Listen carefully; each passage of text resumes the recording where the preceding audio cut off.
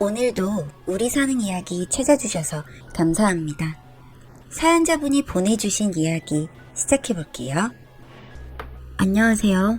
사연을 챙겨보고 있는 사람입니다. 오늘은 제 이야기를 해보려고 합니다. 저희 엄마는 아빠에게 평생을 맞고 살아온 분이었습니다. 아빠는 사업을 하셨는데 사업이 잘 안 풀릴 때 혹은 술을 많이 마셨을 때 항상 엄마에게 화풀이하며 엄마를 때렸습니다. 저와 남동생은 그런 아빠의 무자비한 폭력을 보면서 자라왔죠. 그런 날에는 너무너무 무서워서 제 속에 들어있는 장기들이 다 녹아나가는 그런 느낌이었습니다. 그래서 아빠가 폭력을 휘두를 때는 항상 장롱에 숨어 숨지게 울었어요. 어린 저와 남동생이 엄마를 보여줄 수도 없었고 사실 저희는 아빠한테 맞게 될까봐 그것도 두려웠습니다. 아빠는 항상 엄마에게 매 끼니 다른 국, 다른 반찬을 내오길 원하셨고 외식과 배달 음식을 싫어하셨습니다. 그래서 아빠가 일 때문에 안 들어오시는 날 저희 셋이 저녁이라도 먹게 될 때면 암묵적으로 파티를 하는 날이었어요. 엄마는 아빠가 안 계신 날에는 라면을 끓여주거나 저희가 먹고 싶어하는 치킨, 피자 등을 시켜주셨죠. 매번 화를 내고 소리 지르는 무서운 아빠가 저희는 사라졌으면 좋겠다고 항상 생각했습니다. 누군가가 우리 아빠를 데리고 가버렸으면 좋겠다 생각했고 누군가가 아빠를 때린다고 해도 절대 말릴 일 없을 거라 생각했어요. 그런 상상을 하면 기분이 좀 나아지는 듯 했습니다. 그렇게 저희는 점점 컸고 저희가 컸지만 아빠는 달라지는 게 없었어요. 저와 동생은 고등학생이 되어서는 엄마를 때리는 아빠를 막아서기도 하고 때리지 말라고 울면서 대들기도 했습니다.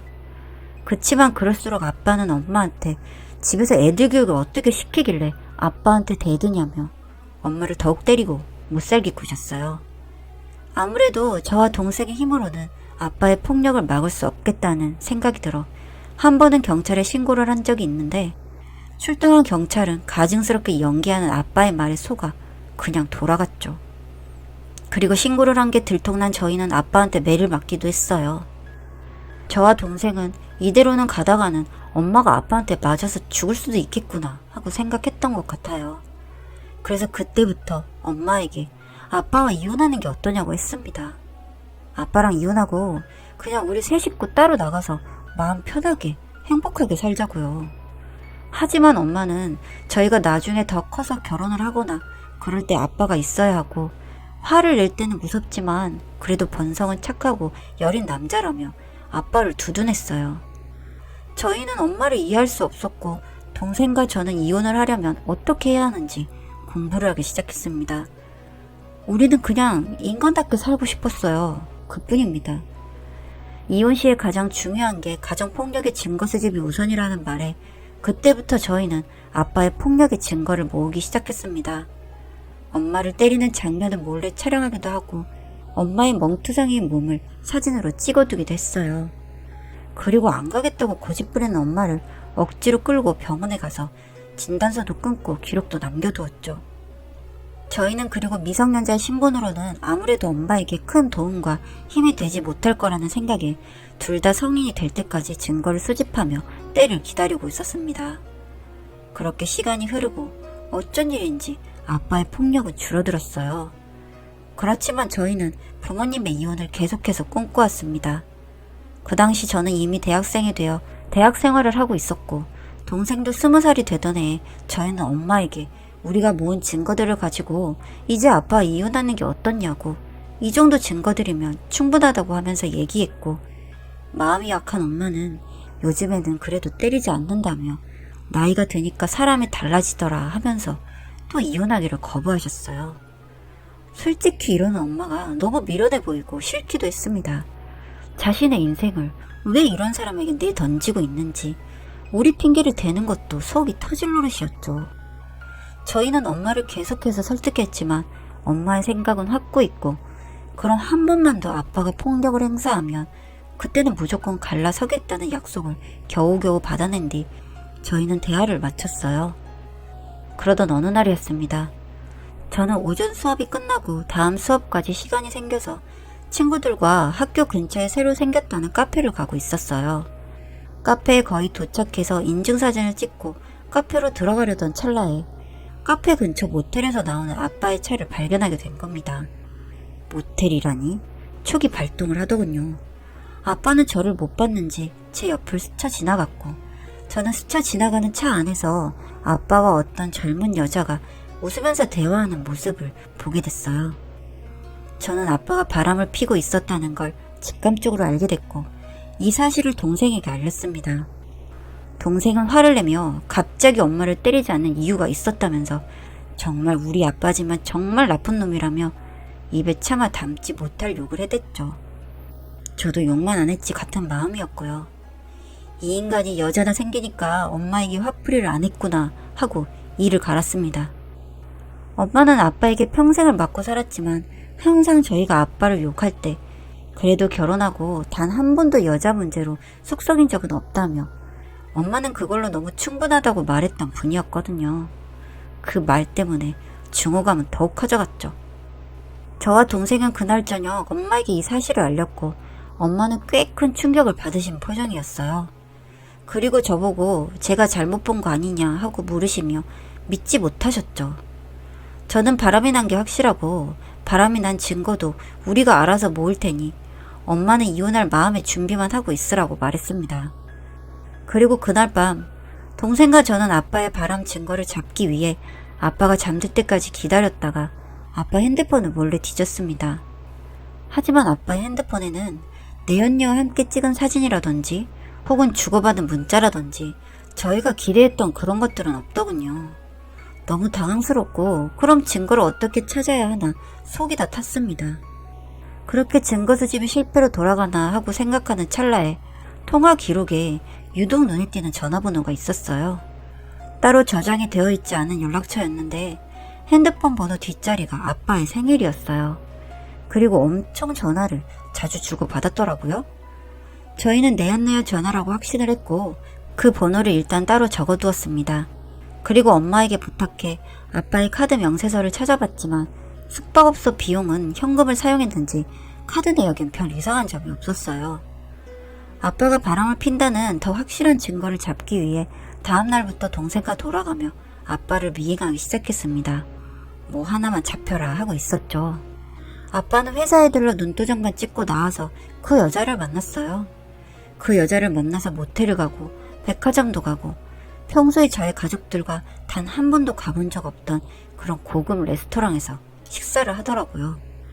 그런 패턴들이 거의 반복적으로 일어났고 저와 동생은 화가 나는 마음을 억누르며 착실히 모든 걸 사진으로 남겼습니다. 그리고 드디어 엄마와 함께 증거를 가지고 이혼 전문 변호사를 찾아갔고 변호사는 수집된 증거를 보더니 이 정도 증거라면 너무 충분하고 아주 훌륭하다고 해주시더군요.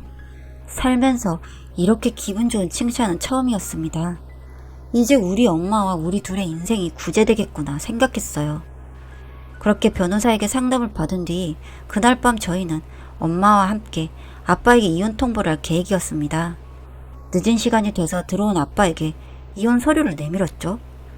저희 셋은 사실 아빠가 화를 내면서 또 우리를 때리지 않을까, 소리 지르지 않을까 너무 무서웠습니다. 이게 폭력이 이런 거더라고요. 증오감은 쌓이지만 그 힘에 굴복하게 되고 두려움에 떨게 되는 정말 기분 더러운 느낌 말이죠. 하지만 이혼 서류를 본 아빠는 화를 내지 않았고 흔쾌히 이혼을 해주겠다고 하더라고요. 아빠의 그런 반응에 엄마는 속이 상하셨는지 젊은 여자랑 바람났다고 처자식을 버리는 거냐며 울면서 소리 지르시더군요. 저희는 솔직히 엄마가 저럴 필요 있나 하는 생각이 들 정도로 이혼해주겠다는 그 말에 안도했고 살 것 같았거든요.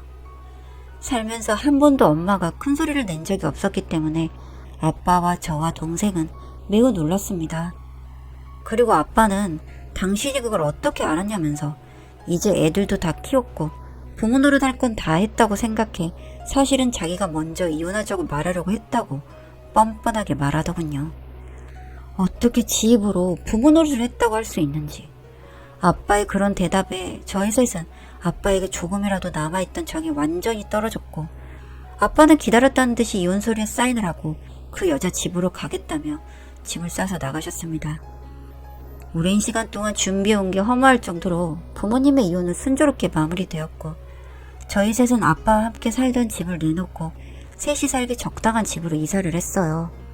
그리고 엄마는 아빠에게 받은 위자료로 동네의 작은 반찬 가게를 오픈하셨죠. 그렇게 아빠에게 받은 상처들을 서로 보듬어 주면서 저희 세 식구 아주 소소하고 행복하게 제2의 인생을 살고 있었습니다. 사람 하나만 안 보여도 정말이지 살 것 같더군요. 항상 위를 조이고 있는 답답한 어떤 것이 풀리는 것 같아서 먹기만 하면 소화가 안 되던 일도 이젠 없어졌습니다. 그만큼 저희에게는 스트레스였죠. 그 아빠라는 인간이. 그렇게 몇 년 뒤 모르는 번호로 전화 한 통이 왔다고 하더군요.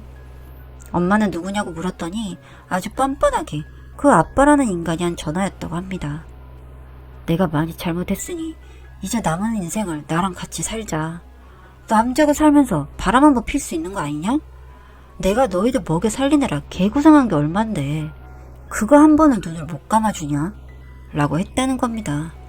정말 미친 거죠? 엄마는 나는 지금이 너무 좋고 아이들에게도 그리고 나에게도 더 이상 당신은 우리에게 아무것도 아닌 존재야. 그러니 절대 다시 합칠 일은 없어. 다신 이런 내용으로 전화하지 마. 아니 영원히 하지 마.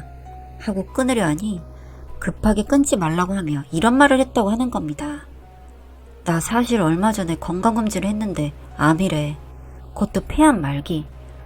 이렇게 죽을 날이 얼마 안 남았다고 하니까 당신과 아이들 생각이 너무 나고 그래. 그동안 못해줬던 것들도 해주고 싶고 그 남은 시간을 같이 보낼 순 없을까? 라고요. 엄마가 그러더라고요. 아빠의 말에 예전 같았으며 마음이 아프고 가여워서 당장이라도 아빠를 받아주었겠지만 없던 정도 다 떨어져 버렸고 이제 이렇게 우리끼리 살다 보니 다신 보고 싶지 않았다고요. 그래서 저희에게는 미안하지만 엄마의 뜻대로 해버렸다고 하는 겁니다. 아, 폐암 말기래? 난 당신에게 수십 년 맞고 살면서 말이야. 세상에 신은 존재 하나? 정말 이럴 수가 있나? 하는 생각을 하면서 살았거든. 매맞는 나를 보며 마음 졸이면서 컸을 내 아이들을 생각하면 피눈물이 나고 그랬어. 그런데 말이야, 당신 소식을 들으니 신은 정말 있는 거네. 보아하니 그 바람난 년은 병간호는 안 해줬다고 했나 보구나. 하긴 병도 늙으니까 뭐가 좋겠어. 사죄하고 싶은 마음이 있다면 그냥 죽는 날까지 연락하지 말고 병원에서 조용히 살다가 조용히 잘 가. 하고 끊어버렸다고 합니다. 어떻게 자식이 이럴 수 있냐 생각하시겠지만 엄마가 저렇게 말했다고 하니 눈물이 날 정도로 기쁘더군요. 그리고 몇 달 뒤 아빠가 돌아가셨다는 소식이 들려왔습니다. 굳이 마지막까지 있던 병원에다가 엄마 번호를 남겨놓으셨나 보더라고요. 그래도 이미 떠난 사람 도리는 하자 싶어 장례는 치러드렸습니다. 그래도 막판에 제정신이 들었던 모양인지 본인이 가지고 있는 재산의 전부는 저희들에게 주겠다는 유언장을 남기고 가셨다고 하네요. 여기에 보험금 등등까지 해서 그렇게 그 돈을 받게 되었습니다. 그렇게 엄마와 저희 세 식구는 잘 살고 있습니다. 어떻게 된 게 한순간이라도 아빠라는 사람과 행복했던 기억은 한 톨도 안 떠오르는지. 참 그 사람도 세상에 태어나 어찌 그렇게 사셨는지 지금 생각해봐도 이해가 되질 않습니다. 앞으로도 저희는 엄마에게 효도하며 살아가려고요.